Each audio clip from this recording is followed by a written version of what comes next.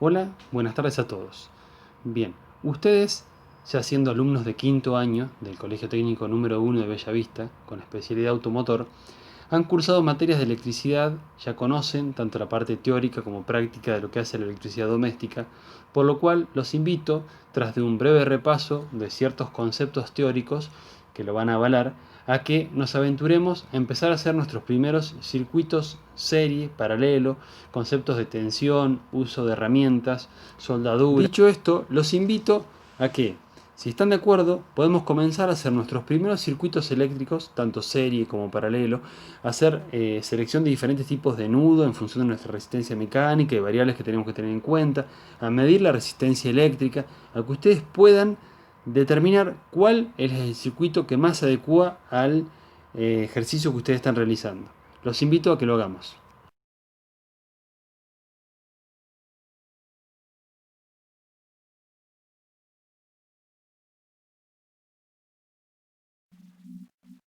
Para comprender acerca de cómo se desarrolla la electricidad dentro de los materiales, es necesario comprender su estructura atómica.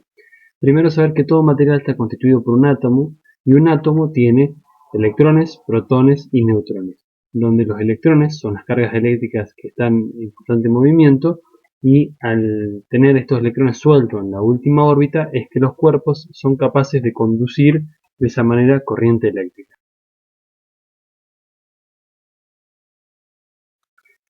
Podemos ver algunos ejemplos de materiales tanto conductores como aislantes, entre los cuales encontramos una cerámica, un plástico o un PVC como material aislante, y un material como el cobre, plata o grafito, siendo este un material conductor.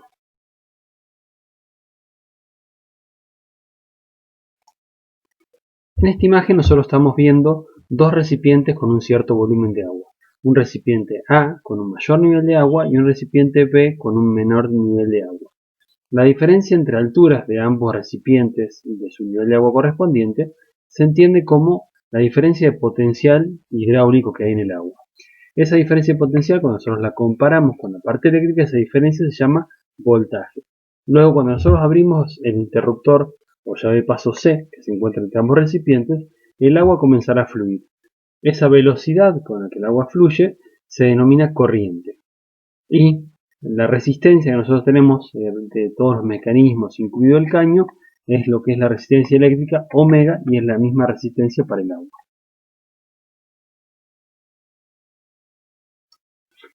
En este punto hacemos un muy breve repaso sobre lo que son circuitos eléctricos serie o paralelo, y es la diferencia radica en cómo nosotros conectamos las cargas entre la diferencia potencial V o voltaje, y de esa manera vamos a tener, si tenemos cargas conectadas en serie, será un circuito serie, y si tenemos cargas conectadas en paralelo, será un circuito paralelo, donde cada uno de ambos circuitos tiene una particularidad para lo que hace al voltaje, tensión y resistencia.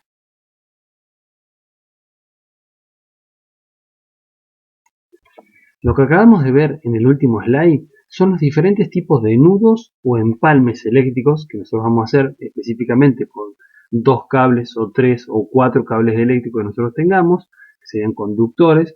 Pueden ser cables con su alma de bronce, aluminio.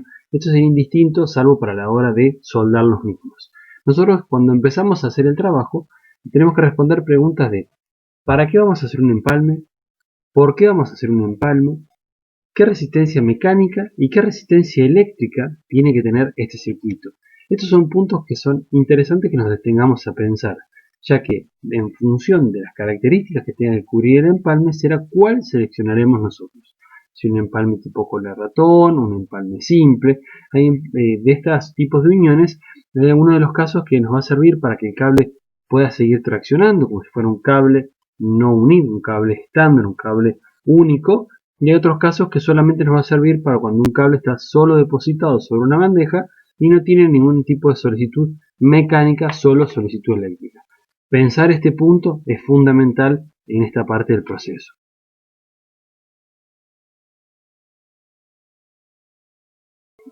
Como último punto de repaso de esta clase que vamos a hacer hoy, nosotros nos estaría faltando verificar o comprender lo que es un acumulador eléctrico. Acumulador eléctrico como tal, lo que se encarga es, a través de un proceso electroquímico, este tiene placas de plomo y ácido. Entre ambas placas de plomo y ácido, al momento de la carga, los electrones viajan en un sentido, y al momento de la descarga, los electrones viajan en el otro sentido. De esta forma, nosotros tenemos en la batería una celda polarizado con un ánodo y un cátodo, un polo positivo y un polo negativo, y por cada celda o par de celdas nosotros vamos a tener 2 volts. Entonces, si nosotros estamos trabajando con una batería de auto, por ejemplo, que tiene 12 volts, nosotros vamos a tener 6 pares de celdas. De esta manera, esta batería es capaz de entregarnos o acumularnos una cierta energía, que en un momento de funcionamiento del auto, a través del alternador, la batería se carga, y luego, en el momento de que el auto esté apagado y necesitamos encenderlo, la batería nos entrega una cierta cantidad de potencia, una cantidad de ampere hora. Eso se da lo mismo y hay baterías de diferentes dimensiones. Desde una batería muy chica, como puede ser una batería de un control remoto, de un auto, de una alarma, de un portón, o bancos de baterías gigantes como los que tenemos en estaciones de transformación de energía que son capaces de acumular muchísima potencia en un momento dado. Bueno, dicho esto, ya acabamos de terminar de hacer nuestro pequeño repaso, el cual nos permite situarnos en el momento que estamos viendo ahora y estamos listos para realizar nuestra primera práctica. Para nuestra primera práctica, lo que nosotros vamos a hacer como parte de nuestro taller es, tenemos 5 minutos, vamos a armar grupos de 4 personas, esas personas van a elegir un elemento para realizar las mediciones. Recuerden que los elementos que nosotros estuvimos analizando son multímetros y pinzas amperométricas. Ambos instrumentos nos permiten, entre otras variables eléctricas, medir el voltaje o diferencia potencial entre un polo positivo y un polo negativo. Nosotros lo que vamos a hacer es, de esa forma, vamos a medir el potencial o energía residual dentro de la batería. Para esto va a haber una persona encargada de realizar la medición, va a haber una persona encargada de relevar los valores que nosotros estamos tomando en la tabla, o sea, el voltaje que nosotros tenemos, y esos diferentes valores de voltaje cómo van a decaer a medida que nosotros le sacamos potencia o consumimos carga dentro de este equipo. La práctica la vamos a realizar con una batería de 1,5 volt estándar, una batería de celular que es la misma, podemos ver cuál es el voltaje, tenemos que leer dentro de la batería del celular cuál es el voltaje que la misma tiene al momento de empezar a realizar el trabajo, y una batería de un auto, la cual tiene inicialmente un valor de voltaje, una corriente y un valor de ampere hora. Es necesario que nosotros conozcamos cómo vamos a hacer la conexión, si va a ser una conexión tipo serie, una conexión tipo paralelo, algo que revisionamos anteriormente. Para nosotros realizar la medición vamos a tener que seleccionar materiales conductores, vamos a tener que tomar los elementos de protección personal pertinentes previos a hacer el trabajo. Vamos a ver si hay un riesgo de electrocución, un riesgo de atrapamiento, un riesgo de quemarnos con una descarga eléctrica. Y todos esos riesgos son los que nosotros tenemos que contemplar, es si vamos a usar calzado dieléctrico, vamos a utilizar algún tipo de casco o gafas si es necesario, para el caso de la batería que es un material que como estuvimos viendo, tiene ácido, o sea que nosotros deseáramos abrir alguna de las celdas de la batería para reponer la cantidad de ácido necesario, y es un ácido que quema la piel, nos podía quemar la retina, por lo cual, dependiendo de qué va a ser el elemento que nosotros vamos a manipular, son los elementos de protección personal que vamos a utilizar. Dicho esto, manos a la obra, realizamos las mediciones, nos vemos después con los resultados.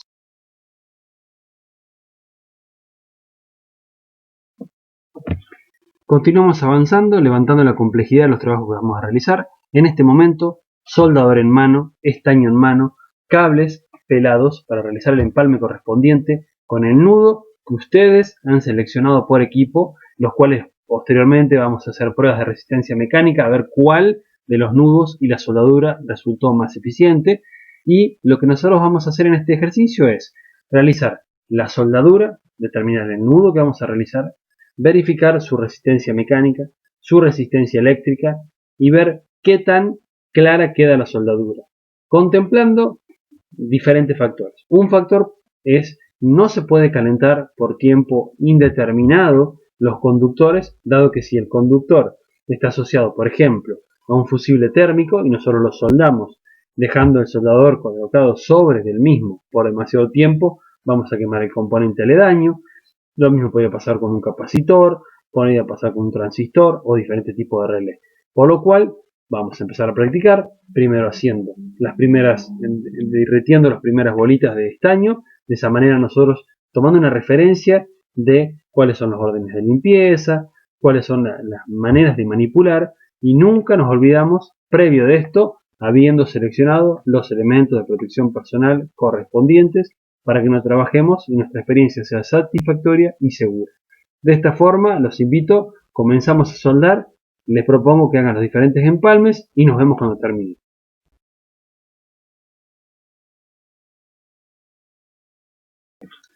De manera de considerar y viendo que el proceso de enseñanza-aprendizaje es un proceso permanente y que a todos nos deja siempre un retorno de experiencia, tanto del lado docente, del lado alumno.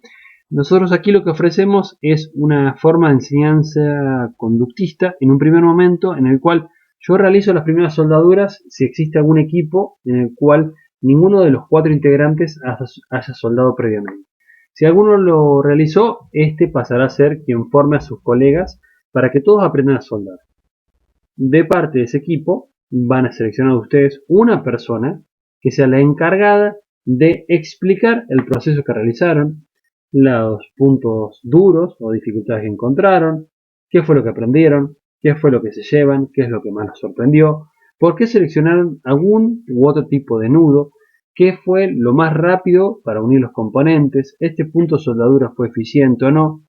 De la siguiente manera, con lo que han capitalizado, vamos a contestar las preguntas de manera de hacer una introspección, de poder ver y asegurar que el aprendizaje que tuvimos el día de hoy haya sido un aprendizaje significativo. Espero que la clase les haya servido. Para cualquier tipo de consulta, tienen mi correo, así que los espero. Muchas gracias.